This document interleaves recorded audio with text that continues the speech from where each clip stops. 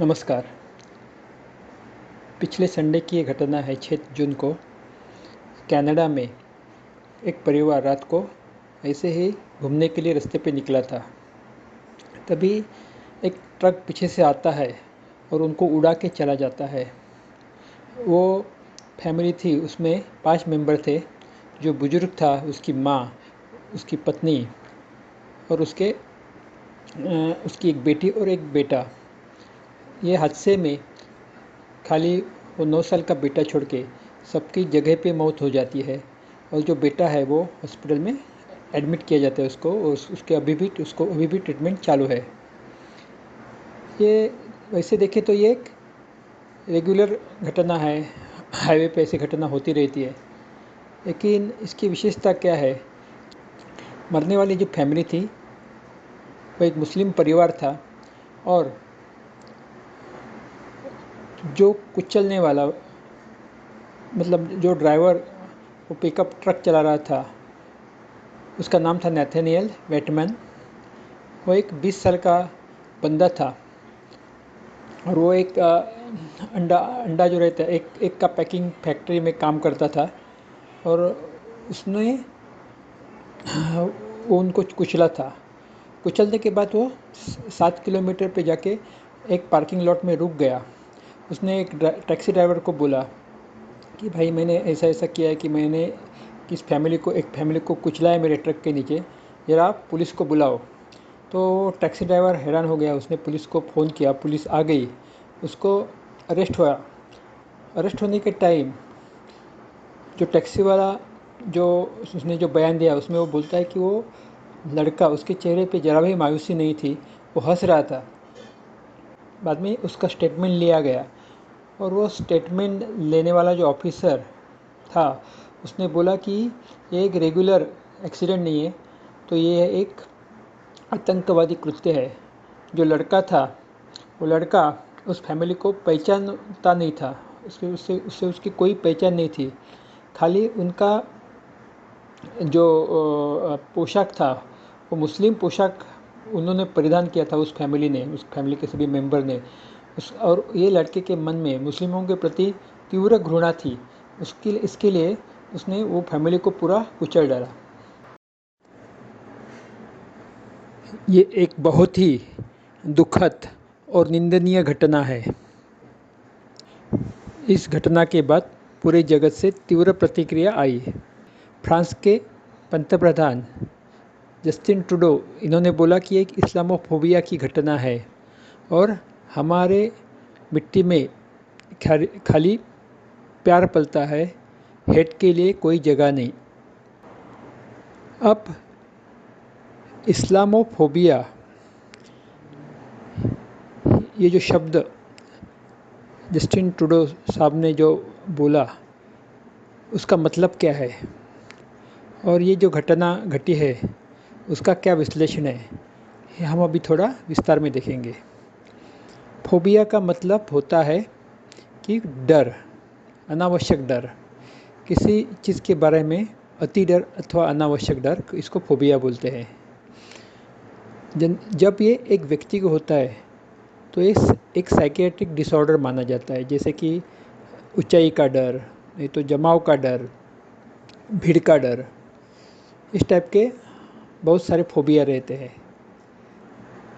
लेकिन इस्लामोफोबिया, इसका मतलब क्या है कि इस्लाम के प्रति डर, इसमें डर से ज़्यादा घृणा, नफ़रत, ये शब्द ज़्यादा उचित रहेंगे।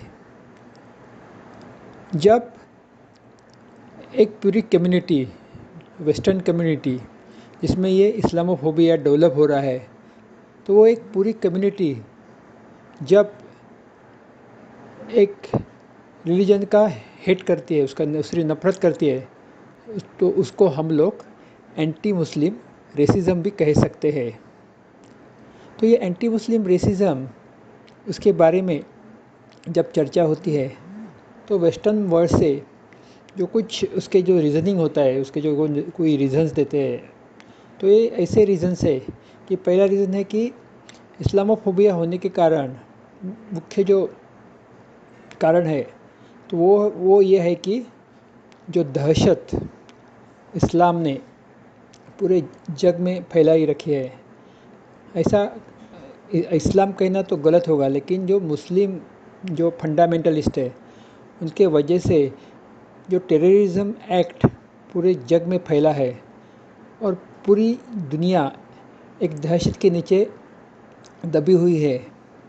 आप एयरपोर्ट पे जाओ, आप किसी मॉल में जाओ, आप कौन से भी पब्लिक प्लेस पे जाओ, आपको बहुत ही कड़ी सिक्योरिटी से गुजरना पड़ता है। उसकी मेन वजह है ये इस्लामिक टेररिज्म। तो जो इस्लामिक टेररिज्म है कि मुस्लिम वर्ल्ड से जो टेररिज्म आता है, वो टेररिज्म के वजह से आज दुनिया के सिस्टम पे एक बहुत बड़ा सिक्योरिटी का लोड आ पड़ा है। बड़े बड़े देशों की जो इकोनॉमी है उसमें उसका एक बहुत बड़ा भाग खाली ये टेररिज्म को रोकने में लगा रहता है। ये इस्लामोफोबिया की सबसे बड़ी वजह मानी जाती है। इसके अलावा जो बाकी की वजह है वो ऐसा है कि इस्लाम एक ऐसा रिलीजन है जिसके बारे में ज़्यादा नहीं बात कर सकते। जैसे कोई भी हिंदू किसी भी हिंदू के देवता के ऊपर कौन सी भी टीका टिप्पणी करता है तो ज़्यादा से ज़्यादा क्या होता है, उसके अगेंस्ट सोशल मीडिया पे थोड़ी सी जंग होती है, उसके अगेंस्ट कोई कमेंट्स होते हैं, वो बात छम जाती है। लेकिन वही चीज़ अगर इस्लाम के बारे में बोली जाए तो इस्लाम के जो प्रॉफिट्स हैं उनके बारे में कोई भी एक शब्द भी बुरा भला कहे तो उसके अगेंस्ट उसको मार देने के फतवे निकलते हैं। इसका मतलब जो इस्लामिक जो रिलीजन है वो एक ऐसा रिलीजन है जिसमें ज़्यादा फ्लेक्सिबिलिटी नहीं है। वो एक बंद दरवाज़ा, बंद कमरे में जैसा रहता है, उसका कोई बाहर कोई संबंध नहीं होता है, उसका रिलेशन कोई नहीं रहता है, वैसा वो एक रिलीजन बन गया है। उसके बारे में कोई टीका टिप्पणी नहीं कर सकता। तीसरी चीज़ क्या है कि जो लोग मुसलमान हैं उनको भी ज़्यादा जो फ्रीडम ऑफ स्पीच बोलते हैं वो भी नहीं मिलता है। औरतों को ज़्यादा जुल्म सहन करना पड़ता है, उनको एक फिक्स टाइप की लाइफ जीनी पड़ती है। तो ये सब के वजह से जो लॉस ऑफ फ्लेक्सिबिलिटी, बाद में टाइम से ट्यून अप नहीं होना, जो मॉडर्न टाइम है उसके हिसाब से उसमें खुद में बदलाव नहीं लाना, इसके वजह से जो रिजिडिटी डेवलप हुए उसके वजह से पूरी वेस्टर्न वर्ल्ड में एक फोबिया डेवलप हुआ है और उसको ही इस्लामोफोबिया बोलते हैं। अभी इस्लामोफोबिया का रीज़निंग वेस्टर्न वर्ल्ड ऐसा देता है, लेकिन जो मुस्लिम बुद्धिजीवी है उनका कहना क्या है कि जो वेस्टर्न मीडिया है, जो मेनस्ट्रीम मीडिया और सोशल मीडिया, उसमें मुसलमानों की छवि बहुत ही ख़राब करके रखी है। मिसाल के तौर पर एक बुक भी उसमें पब्लिश हुआ है, जैक शहीन करके जो ऑथर है उनका एक बुक है रियल बैड अरब्स। वो बुक आप देख सकते हैं। उस बुक में ऑलमोस्ट 1000 टीवी शोज़ और मूवीज़ का एनालिसिस किया है, जिसमें मुसलमानों को एज ए विलन पेश किया गया है। वो ऐसे ब्रूटल होते हैं, औरतों के पीछे होते हैं, वो वायलेंट होते हैं, वो पूरे बुरे कामों में ही लगे रहते हैं, ऐसा दिखाया गया है। जो पूरी छवि पेश की गई है।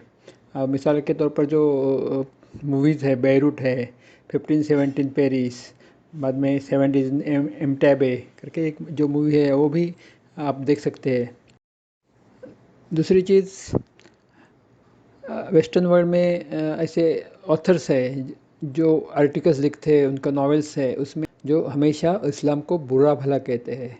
For example Robert Spencer, Pamela Geller, Bill Warner, ये इनके जो नॉवेल्स है उनमें हमेशा इस्लाम की बेइज्जती की रहती है।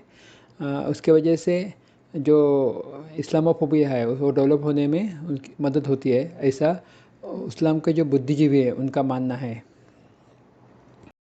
तीसरी चीज़, बहुत सारे वेबसाइट्स है। फॉर एग्जांपल जिहाद वॉच है, इस्लामिस्ट वॉच है, इस्लाम वॉच है। ऐसे वेबसाइट पे हमेशा इस्लाम के अगेंस्ट हेट्रेड फैलाने का काम किया जाता है। वो भी एक इम्पोर्टेंट फैक्टर है इस्लामोफोबिया के लिए। ऐसा भी जो मुसलमान बुद्धिजीवी है उनका मानना है।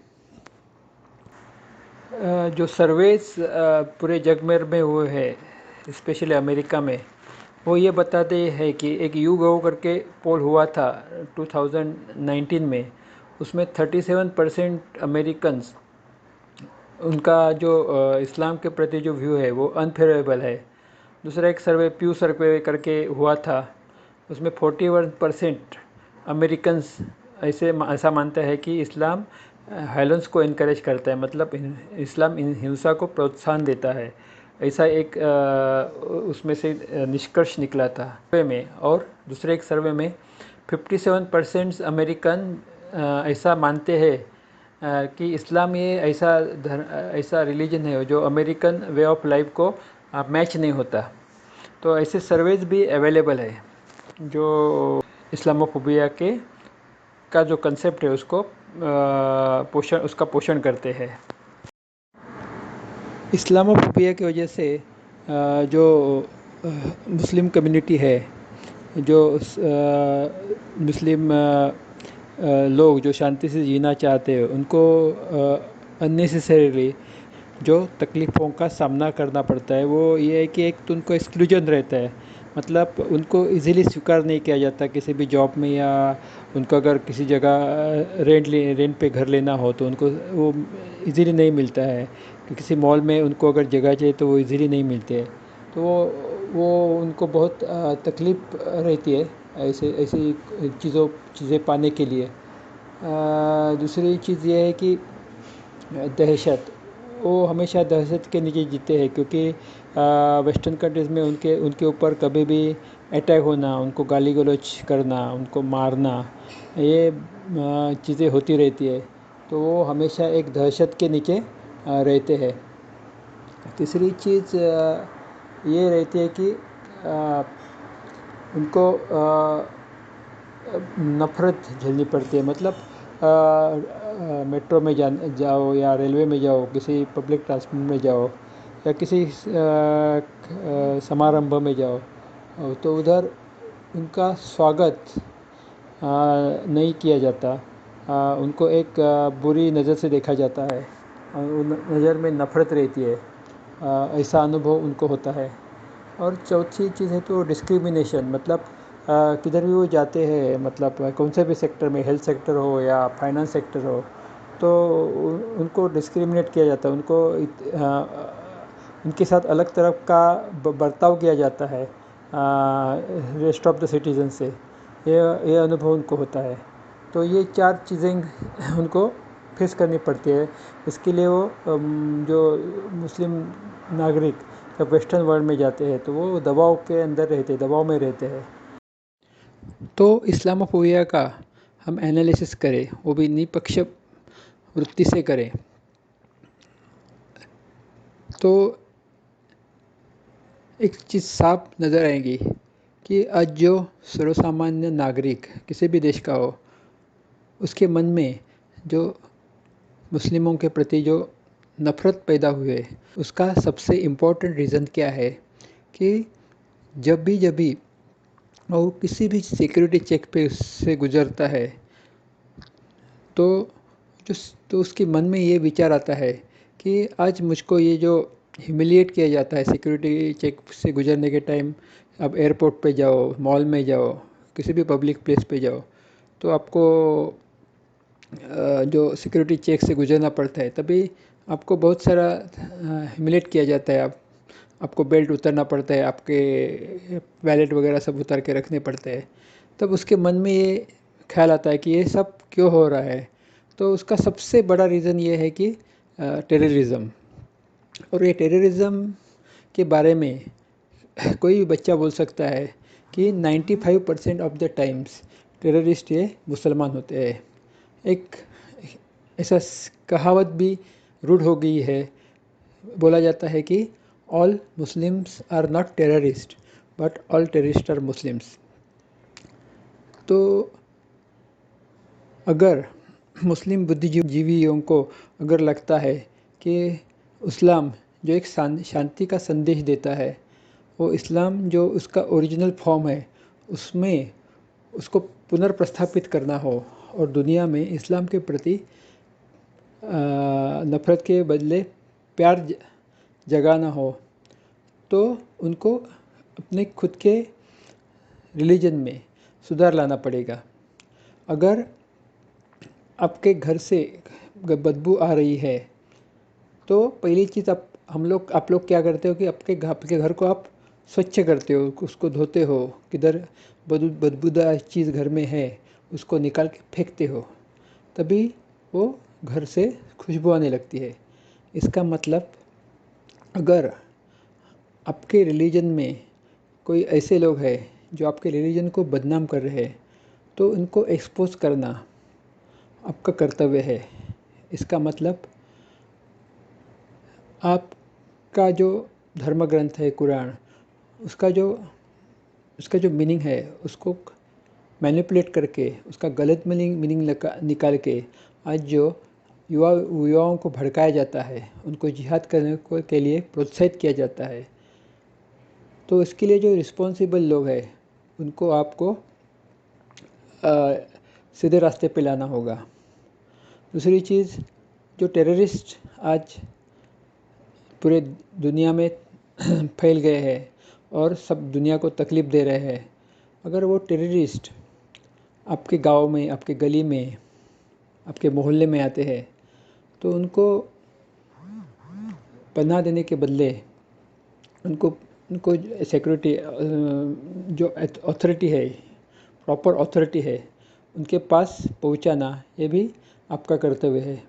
जब तक आप ये नहीं करेंगे, आप इस्लाम का जो असली मीनिंग है, और आप में से जो 90% जो लोग हैं जो इस्लाम का जो प्रॉपर मीनिंग समझ के उसको फॉलो करके जो आप साधना कर रहे हैं, जब तक आप में जो बुराई है, बुरी चीज़ है, जब तक आप निकाल नहीं देंगे तब तक वो आपका रिलीजन सुदृढ़ नहीं होगा। किसी आदमी को अगर कैंसर है, उसके शरीर में किधर भी कैंसर की गांठ आई है, जब तक वो कैंसर की गांठ निकाली नहीं जाती, उसको काटा नहीं जाता, तब तक उसका जो शरीर है वो सुदृढ़ नहीं हो सकता है। वैसा जो आपका रिलीजन है उसमें जो गलत चीज़ें हैं उसको आप जब तक निकाल नहीं देते तब तक वो सबको प्यारा नहीं होगा। एक सुवचन है, एक कहावत है कि दुर्जनों के मुकसम्मतिदार भी दुर्जन होते हैं। मतलब कोई ऐसा गलत काम कर रहा है जिसकी वजह से पूरी दुनिया परेशान है, वो आपको मालूम है कि ये गलत काम कर रहा है, आपको लगता भी है कि उसको सज़ा होनी चाहिए, आपको ये भी लगता है कि उसके वजह से आपका जो रिलीजन है वो बदनाम हो रहा है, उसका मुक्का समझदार बनने के बदले उसको आप एक्सपोज करो। इतना ही बताना था। जय हिंद।